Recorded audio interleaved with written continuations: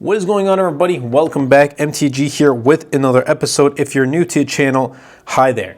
So this is the iPad mini 6. This is my end of review 2023. And yeah, I know you're thinking, well, the iPad mini 6 came out in 2021. Why are you making an end of year review 2 years later? Well, here's the thing. There are still some out there who are looking for an iPad mini 6 and are interested to see 2 years later, is this still worth it heading into 2024? And also knowing with the rumor mill just spreading up like wildfire that the iPad mini 7 is going to be coming out sometime soon within the next year. So I'm just going to talk about my experience with the iPad mini 6, starting off with the design. And it's just the fact that this is so portable. This is what I think right now in the Apple lineup is just an iPad. It doesn't do anything that's like computer-like. It doesn't have a magic keyboard. It doesn't have any of those extra accessories. If you want to get a keyboard, you can get a third-party keyboard, and I've made a bunch of videos on third-party keyboards for the iPad mini 6. But this is just an iPad, and it does just iPad things. Yeah, you can argue it does record or it does edit videos and photos and things like that. That's not the point. This is just an iPad, and the portability here for me is one of the most significant advantages of this. It's the small size and the weight, easy to carry, and it has an 8.3-inch display. I think it's perfect size for travel, commuting, and using on the go, and it can easily fit in a small bag or purse. And for me, I always bring this with me to work alongside my 15-inch MacBook Air, but when I'm not doing actual work on my MacBook Air, I pull this out to just use it for leisure, for watching content, for consuming content, really. And it's also comfortable to hold in one hand. And if you're using this to read ebooks or whatever, or browsing the web, it's just great for on the go. Like, I bring this with me to work, to and from work every single day, and I use this at home when I'm going to consume YouTube videos or wind down to watch my YouTube content and catch up with my subscription list on YouTube.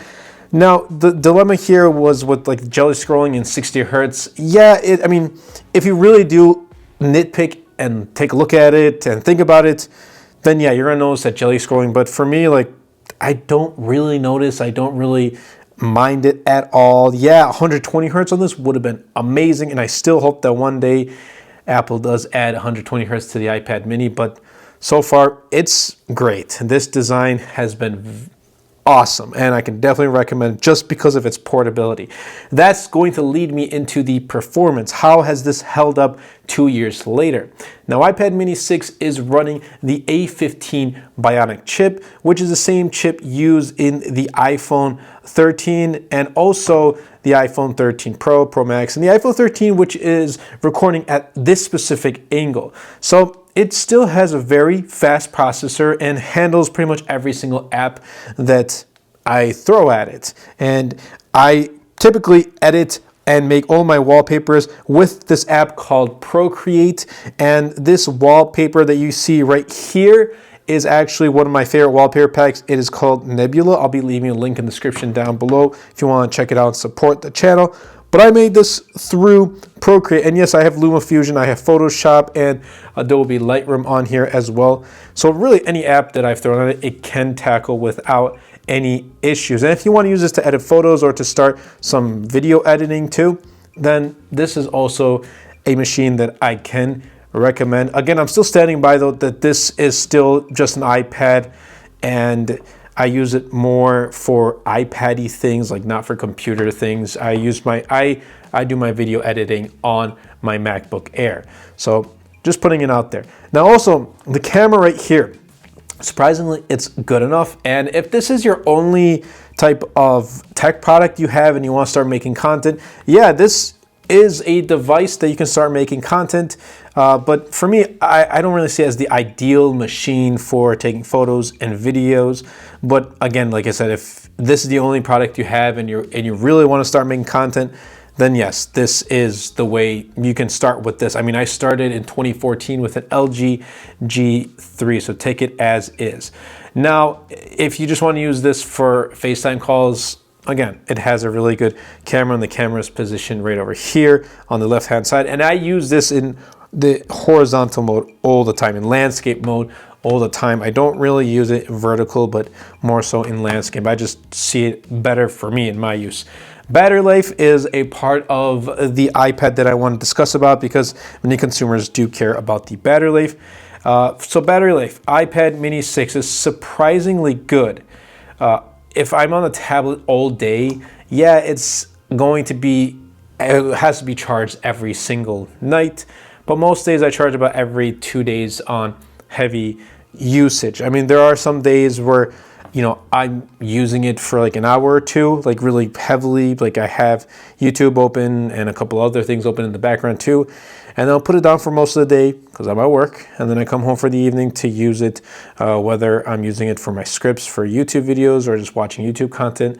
And then I'll use it again for another day and then I'll charge it.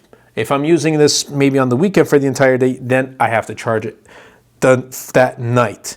But for most days, every 2 days lasts me very well.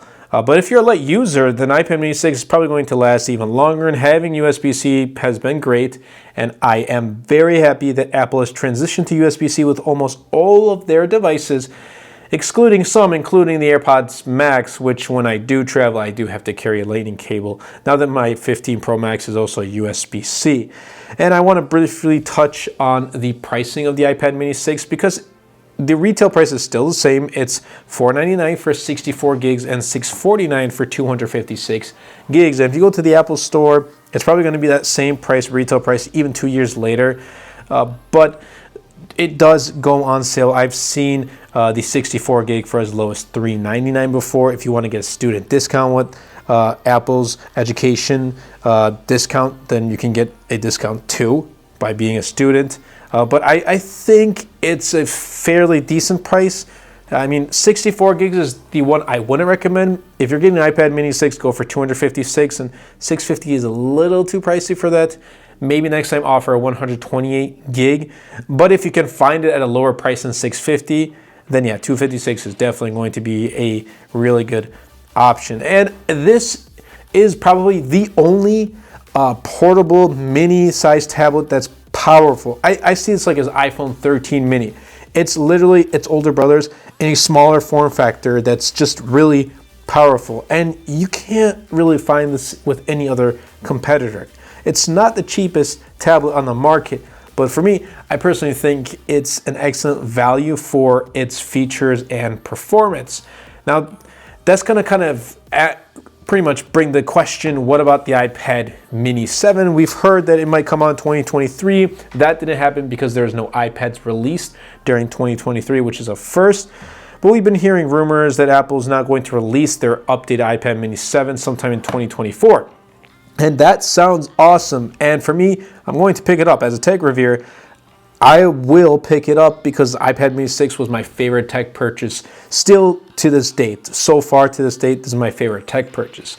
But I don't think it's a reason to wait for the iPad mini 7, at least right now at the end of 2023. We just don't know when the release date is. It can be sometime in March or it can be sometime in September, maybe even in October of 2024. So we still have a fair amount of time until the next iPad mini 7 comes out. But I think this is a great tablet for anyone who wants a device that's portable, powerful, versatile, and affordable in this category. Its small size and its weight makes it perfect for on-the-go use, while its powerful processor, the A15 Bionic, makes an excellent choice for both personal and if you want to do professional use and start making content, then this is going to be that iPad. So if you're a student, which is also great for note-taking, has Apple Pencil 2 support. If you're a professional or you're just looking for a versatile, affordable tablet and you want a fun tablet too, the iPad mini 6 is a fun tablet and definitely worth considering well into 2024. Hope you guys did enjoy this video. If you did, be sure to super the like button, comment down below, and best of all, share this video because it really does help out the channel a lot and will help push my content out to more people. That's been it for me, and I'll catch you guys in the next episode.